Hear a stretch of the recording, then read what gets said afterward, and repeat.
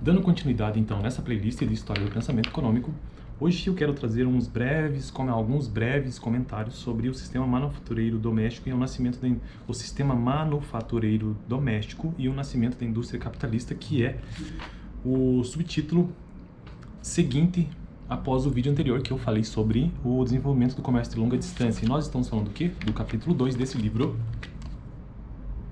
História do Pensamento Econômico. Eu estou usando ele como introdução, e o capítulo 2 trata sobre a transição para o capitalismo e a elaboração do pensamento mercantilista. Bom, esse capítulo de hoje, eu sempre deixo isso claro nos vídeos que eu estou gravando aqui no canal, porque quando você estuda economia, você tem acesso a diversos tipos de ideologias assim, econômicas, né? E eu sempre enfatizo isso quando eu estou falando desse livro, porque o marxismo é uma ideologia, uma das formas de pensamento econômico, que a gente vai ver aqui, inclusive, no livro. Esse livro trata disso. Mas eu percebo, conforme eu vou fazendo a leitura do livro, por já ter tido contato com leituras e com textos marxistas, que a maneira como esse autor enxerga a história é uma maneira marxista. Tem algum problema nisso? Não, desde que ele deixe claro isso no livro, né?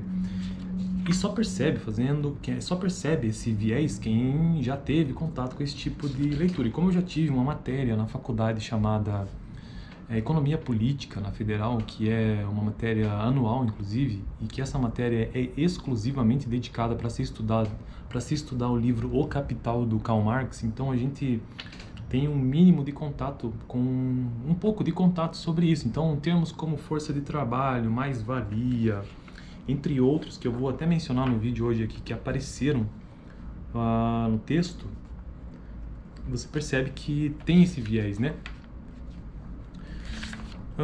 E qual que é o problema disso, de ter esse viés? É que eu gostaria, como economista, como alguém que gosta de história do pensamento econômico, entender que não existe somente uma única interpretação da história. Eu queria ter mais de uma visão, e eu saí da graduação sem essa visão. Eu saí de lá sem ter esse contato. E, na minha visão, não é possível que não exista. Não é possível isso. Eu não consigo acreditar que não existam outras visões. Sendo que eu nem sei quais são as outras visões, na verdade. Eu nem sei. E eu gostaria de saber. Por isso que eu coloquei esse livro como introdução à história do pensamento econômico, e eu estou aprendendo com ele, por mais que ele tenha esse linguajar, por mais que ele tenha esse viés, mas não tem problema. Eu estou tendo acesso de novo a esse conhecimento, é até bom para eu rememorar as coisas que eu vi na faculdade, que também eram enviesadas dessa forma quando tratavam de história. Mas toda vez que eu leio, eu sinto como se eu estivesse sendo enganado. Esse que é o meu sentimento, na verdade, sabe? Então vamos lá ver se eu consigo trazer um resumo do que ele trouxe nessas páginas sobre o sistema manufatureiro doméstico e o nascimento da indústria capitalista.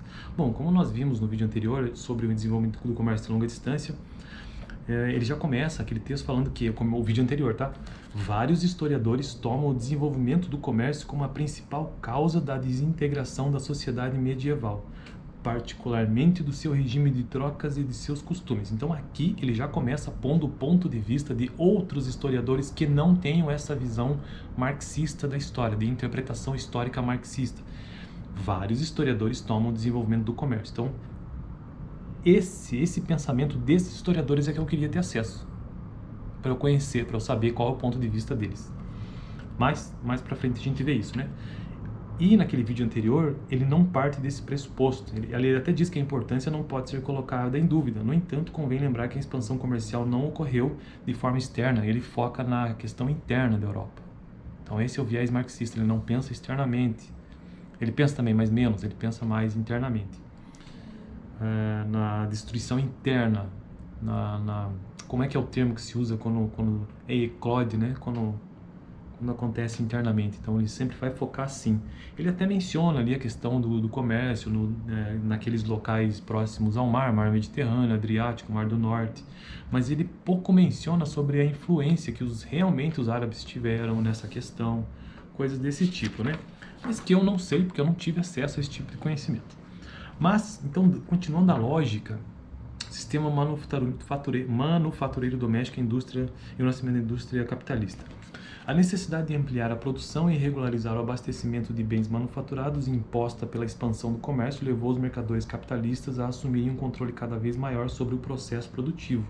A indústria de tipo artesanal, onde o artesão era a um só tempo o proprietário da oficina, dos instrumentos de trabalho, veja, instrumentos de trabalho inclusive já é terminologia usada em teoria marxista, e das matérias-primas, atuando como pequeno empresário independente, fora substituída em grande parte no século XVI pelo sistema manufatureiro doméstico, ou putting-out system, dos ramos industriais voltados para a exportação. Inicialmente o mercador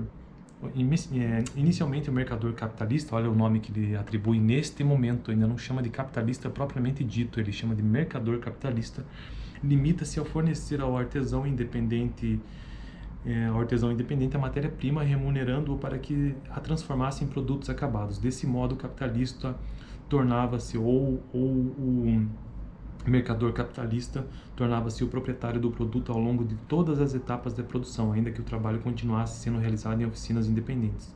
Numa fase posterior do sistema manufatureiro doméstico, o mercador capitalista passou a ter a propriedade das máquinas e dos instrumentos de trabalho e frequentemente do prédio do interior no qual a produção se realizava. Contratava os trabalhadores para acionarem os instrumentos de trabalho, fornecia-lhes as matérias-primas e apropriava-se dos produtos acabados. Palavras como apropriar-se também já é um vocabulário utilizado em teoria marxista. Ao invés de vender o produto acabado ao mercador, como acontecia antes, o trabalhador passou a vender apenas a sua força de trabalho. Bom, força de trabalho também é um outro vocabulário de economia marxista, economia política marxista. Um dos primeiros ramos industriais onde o sistema manufatureiro se desenvolveu foi o das indústrias têxteis. Os tecelões, os fiandeiros, os pisoeiros e os tintureiros acharam-se numa situação de dependência com relação ao mercador capitalista, pois dele dependia a oferta de empregos e, consequentemente, a possibilidade de sustentarem a si mesmos e as suas famílias. Essa ideia da indústria têxtil no livro O Capital do Karl Marx é amplamente descrita. O Karl Marx descreve com bastante detalhe, inclusive explica boa parte da sua teoria, sempre citando exemplos da indústria têxtil. Então quem já leu sabe da referência então desse texto aqui. Cabia ao mercador capitalista vender os bens produzidos pelos trabalhadores a um preço tal que lhe permitisse pagar os salários e os demais custos de produção, obtendo ainda algum lucro para si, que lá na frente provavelmente esse autor vai chamar esse lucro de mais-valia. Já estou entendendo onde que vai chegar. Simultaneamente, a incorporação do processo produtivo ao controle capitalista criava-se uma força de trabalho. Força de trabalho é o famoso FT, lá do livro Capital. Força de trabalho total ou parcialmente despojada do capital, que conservava apenas a possibilidade de vender a sua força de trabalho. Estas são as duas vertentes do processo de formação do sistema econômico capitalista. E aqui eu achei interessante que ele coloca alguns autores dando o ponto contrário. Alguns autores... Nossa, eu preciso ir para aula porque eu estou fazendo letras aqui na PUC atualmente. Alguns autores e historiadores subordinam a existência do capitalismo à expansão do comércio. Essa era uma visão que eu queria entender, né? Queria ter ela também.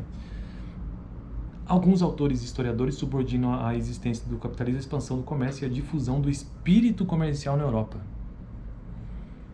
Tudo bem, pode ser que essa visão esteja errada, mas seria tão incrivelmente enriquecedor como economista, como estudante de economia, ter acesso a esse tipo de material bibliográfico denso, que você pode ter certeza que se aqui está dizendo que alguns autores e historiadores subordinam a existência do capitalismo à expansão do comércio, não é um ou dois livros, deve ter, assim, infinidade de autores sobre isso, né? Vocês não acham triste que um economista se forme sem ter essa noção? Não sei se na sua faculdade de economia ou em outras é assim, mas... No entanto, as trocas e o comércio nunca deixaram de existir durante a Era Feudal. A verdade é que, enquanto as tradições feudais funcionaram como um princípio organizador de produção, as trocas e o comércio permaneceram à margem do sistema econômico e social. Em lugar dos costumes e tradições, o mercado e a busca de lucros monetários passaram a determinar como seriam divididas e executadas as tarefas produtivas, bem como as oportunidades de trabalho proporcionadas. Quando isso ocorreu, o sistema capitalista estava criado, ou seja, quando saiu daquela base feudal baseada em tradições e costumes, né? e começou a entrar nessa questão de contratos. O capitalismo tornou-se o sistema dominante quando as relações entre os capitalistas e os trabalhadores nas indústrias de exportação do século XVI invadiram as demais linhas de produção. A expansão do sistema exigia a eliminação da autossuficiência econômica do feudo, bem como dos costumes e tradições senhoriais, isso que eu acabei de dizer. Foi necessário converter a agricultura numa empresa capitalista em que os trabalhadores fossem obrigados a vender. Aqui essa é uma ideia puramente marxista, de que existe a obrigação, né? Foi necessariamente converter a agricultura numa empresa capitalista em que os trabalhadores fossem obrigados a vender a sua força de trabalho para os capitalistas, e a esses a comprá-las quando pudessem obter lucros do processo.